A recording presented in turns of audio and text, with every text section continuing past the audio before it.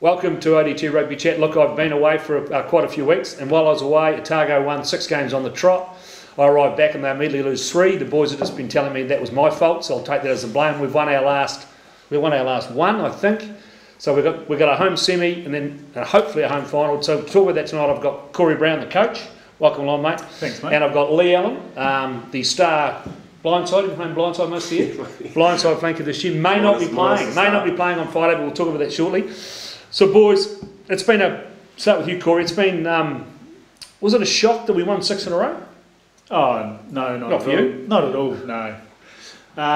Just really proud of the effort the guys put in, especially at the start of the competition when we had those 4 games in 16 days. And we just couldn't do much training, but we just kept ploughing away and working hard. And the boys are sticking together and playing some good footy, and we're getting the win at the end of them. We've got 6 in a row. It's set us up for where we are on Friday night for a home semi. And luckily, with Waikato beating Wellington, we could potentially have a home final. So. Okay, so look, I'll bring you in, Lee. So now look, let's talk about it. I don't want to bring it out early, but I may as well. So look, you've been playing pretty well. You've been playing most games this year. You had the 18 months off, but you had a wee head knock this week. Yep. So yeah, got a bit of a knock.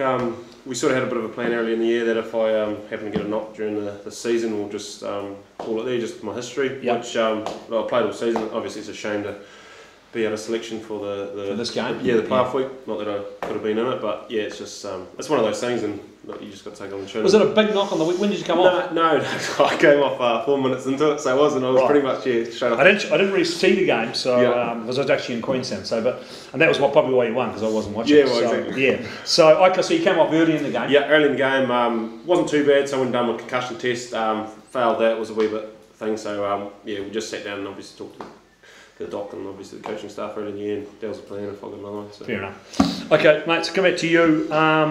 Okay, so look, I was going to originally get Ben Herring up here tonight, and I hear he's scared of me and he's not going to come. So now, is that because he's already gone to Japan? No, he hasn't gone quite yet. He's got another week and hopefully 2 weeks. So we just wish him all the best. He's been awesome for us and for the players, and done an outstanding job on the defence and also the line-outs. Is there any coaches left apart from you and Dunedin now that he's gone? They've taken the fitness guy. He's gone. Jamie's just taken everybody to Japan. Your brother's away next year. There's just no coaches left. There's always coaches coming. No, it's got to be hard though, doesn't it? Oh, not at all.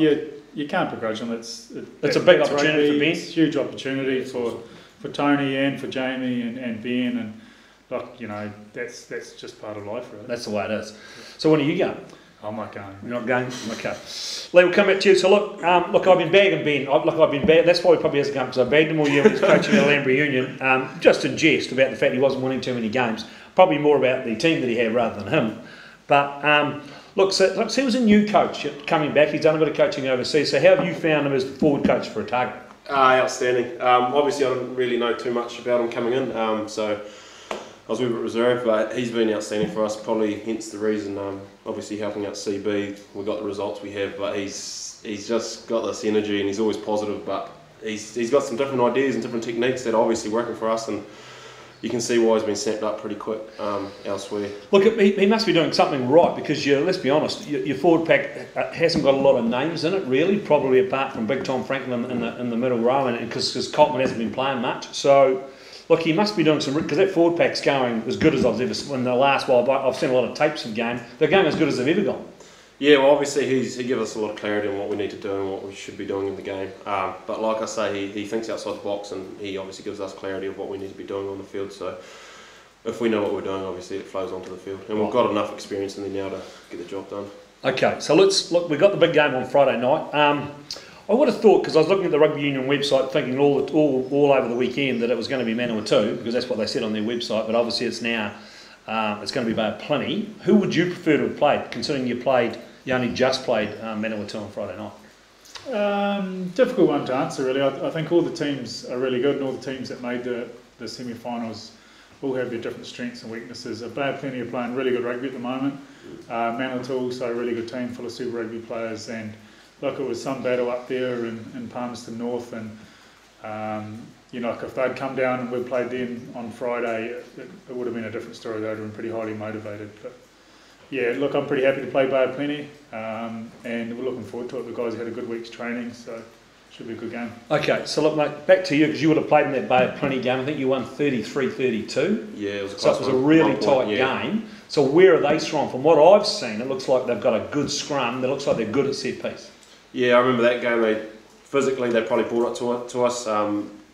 They've got some real nice backs, but they took it to us on the forwards that game. So look, they can sort of strike from anywhere. So we got to be prepared to what they bring. Physical pack, direct, but they also got the backs who can finish off. So Our scrum looks to me, look, our scrum hasn't gone backwards all year. Yep. So Keith Cameron must be doing something Yeah, right. so I can't K1 imagine he's doing much right, but he must be doing something right. K1's been taking the scrums, and obviously the boys, especially that front row, there's a few Shark boys in there who've sort of been with them the whole season, so they've grown a lot, and everyone else obviously grown in the league to get to the position we want to be in. So our scrums have been going really well, and also our lineouts. So yeah. So you've got now. Just talk me through talking through your team. Your front row will be the same, I presume. Yeah, so we're going with Millsy, Samo, who's had an awesome year, and Donald. So you're not going to start Liam Coltman. No, he's with the All Blacks. So he's been taken out again this weekend. No, he's not allowed to be with us. He's the third hooker for the test, right? So he's with them, preparing for Aussie, so that should be good. Okay, so you've got T-Pole back on as your reserve hooker. Yeah. Okay, so that's your front row, and obviously so what about Franklin? Is he back or is he not going to play? No, Tom's all go. He's given the all clear, and he's raring to go. He's fizzing to go, really. So was there a break in this leg or whatever? Well, obviously there was. No, it doesn't seem to be. Probably just a deep bruise. It was pretty sore after the game, so he had a week off last week, and he's raring to go. So you've got him and Dixon in the middle row. No, Tweedy's. Tweedy the Destroyer's in there. He's been the massive man that he is. The big Viking's been smacking a few bodies, so look out. So he's got to start. Yes. And that's just on form. Oh, no doubt. Like, he's been huge for us. His defensive effort, and he makes a lot of tackles in the game. He doesn't miss many, and you don't want to be hit by him. That's for sure. Yeah. Okay, so you've got those two. You've got those two in the middle row, and I presume you've got. Now, what about Peach? Yeah, Paul Brown, is he back? Paul Grant's all go, and he's had a great week training. He was close to playing last week, but we still decided to keep him for another week, and he's ready to go. Right, and you'll have Lynchies. Yes. And Dawai, I presume? Yes, Dawai's starting. So who's going to be your inside back combination? Because you've been trialling a few over the last few weeks. Yeah, so Tay's been awesome last few weeks and playing really well and really consistent. So he's in at 12, and Faddis is playing 13. And what about the inside? What about your halfback? John Oruru. So John Oruru's back in? Yeah. And who have you picked was it Fletcher Smith or the young boy from Southend? Fletcher Smith. Fletcher Smith's back in. And have you changed your wingers, I hear? Mitchell Scott and Fussy are getting, but they've been awesome all year, and last week was around, they had a massive workload, so I wanted to try and freshen them up, and yeah, their form's been outstanding. So. Right, and I presume that Michael Collins, the Blues player now, by the way, he's back in. He's back, and obviously he's been one of your standouts this year. Yeah, he's had a great year. Look, anyone that knows MC, he works bloody hard, and he's got awesome chat from the back, but he's not only his chat this year, he's been really physical, he's been making good decisions. Okay. And look, just talk me through, because from the bits and pieces I've seen, it looks to me like Tommy Franklin's has been huge for you guys. Just talk to me what he's bringing for you. You guys have played a lot of rugby, you know many as experienced as Tom Franklin has. Yeah, look, he's consistently good week in, week out, but not only is he good, he's probably another step above. Just his physicality, his ball skills, everything around the field, he's outstanding. And obviously he's running up for his 50th this week, so massive occasion for him and the team. So the boys are pretty pumped up for it. And how's Sumo in the front row? How's Sam Anderson here, the Golders captain? Is he outstanding? Is he going all right? Outstanding. Well, just watch him on the field. He's been awesome. Obviously he brings a lot to the team, off and on the field. Hence the reason he's had the skippers band the last couple of games. He's massive for us. And I can't believe he's actually played the whole season without actually getting injured. Yeah, I know, which is massive. That's excellent. Yeah. I thought he hadn't been playing hard enough if he hadn't. No, he plays pretty hard. So he's had one game off, I think. Is that right? Yeah, and I think he was just having a rest then, just to freshen him up. And yes, and obviously he's had an outstanding season. He's been one of our best, if not the best player on the field most games. Yeah. Well, so look, so Bay of Plenty. Look, they're a side that probably pretty unheralded, and they were probably, I still think they're lucky to make it. They've only won 3 games the whole year. Manawatu had one more and didn't get in, but that's the way it goes. So yeah, I probably disagree there. I think they're a bloody good team. So you rate them? I do. Their line-out's exceptional. There are lots of trick plays. They drive really well, and they're actually ranked number 1 for carries and looking after the ball. They don't lose a lot of balls. Right. So you think it's a big threat, these guys on there's no doubt. Yeah. What about crowd? I mean, the crowd numbers. I read in the paper yesterday that the numbers are okay, and we're against budget. We're only getting sort of 3,000 a game, but hopefully we would get 7,000-8,000 for the semi-final, even though it is Labour weekend. Yeah, look, let's hope so. We'd like everyone and the supporters and the Otago public to come down and support the boys. They've put in a massive effort, and if you can just come down and cheer as loud as you can and get on the back, the boys are putting the effort in and playing some good footy, so that's what we're after. Okay, so look, Lee, we'll finish with, I can't let this go because everybody's been moaning at me since I've been back. Look, these new rules are just a joke. They're just the worst thing they've ever seen. And it obviously backed up in your game on last Friday night where you defended for 33 minutes. You never had the ball for 33 minutes. Yeah. It's got to be bloody hard work as a forward. And I hear you had to make something like 230 tackles in the game. Yeah, the boys put a massive defensive effort in. But look, the new rules are the new rules. Obviously, they're about to be thrown out the window. So look, we've just got on with the job like we have all year. A lot of other teams have struggled with it. They're going through the same things that we are. Obviously, I see a lot of teams have changed their open size to a lot more of a bigger sort of.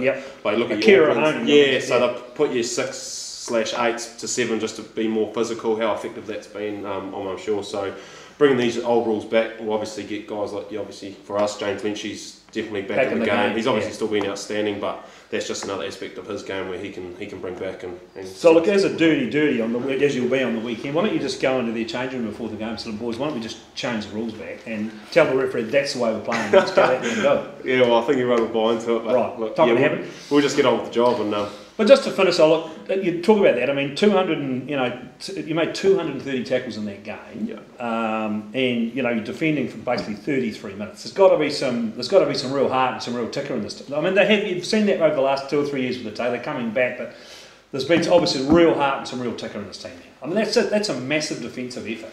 Yeah, look, it was a defining moment in our season. We wanted to play good footy before the playoffs. Obviously, we knew we could get a home field advantage. So, like the boys, you just take a look around the field. Everyone's trying to dig in for each other. We've got an awesome coaching staff who's put a great attacking and defensive plan in for us. We know what we're doing. Look, we're just out there playing for each other, and if we get the result, we'll get the result. And obviously, we'll put ourselves in a perfect position coming into this weekend to have a good game with Bop. Obviously, there are no easy beats. Yep. But look, we'll put ourselves in the best position to do what we can do, and then. Whatever happens. Okay, look, you heard it here first. So look, big game Friday night, 7:35 down at the Glass House. Make sure you get along if you're in town. It's only $10 to $20. It'd be well worth going. Look, I'm predicting Otago too big, too strong. We'll get more ball in the stadium. We'll win by 10, and I'll make sure we're back to talk about the final next week.